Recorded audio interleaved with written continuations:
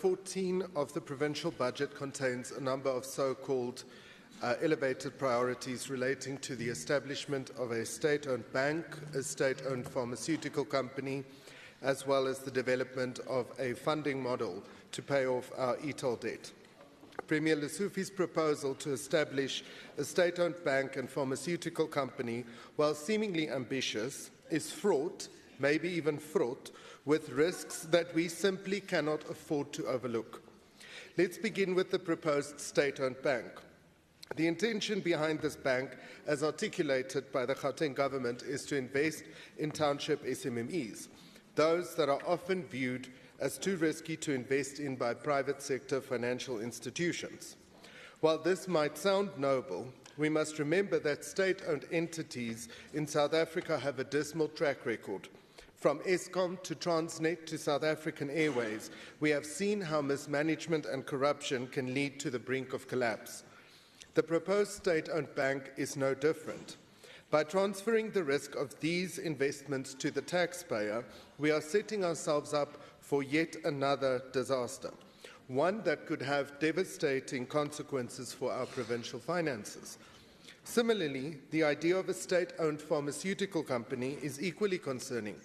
The government argues that such an entity would improve the supply of medicines to clinics and hospitals. However, experience has shown that the state intervention in such sectors often leads to inefficiencies and corruption. The private sector, with its expertise and resources, is far better equipped for the provision of medicines at scale. We should be fostering partnerships with private companies rather than creating yet another potentially mismanaged state entity. What's perhaps more concerning is the forked tongue with which the pharmaceutical company's goal is communicated. MEC Maile told the media that it will focus on the production of vaccines. GIFA tells the Portfolio Committee that it will focus on the supply and storage of medicines, a glorified warehouse, if you will. The lack of transparency in providing clear details on the planned entities is also concerning and does not inspire much confidence. Is the state pharmaceutical company an R&D-focused entity or a glorified warehouse? Do we realize how long R&D cycles for medicines are and the costs involved? This is not a business where shortcuts can be taken. The aim of the state health system is to cure people, not kill them.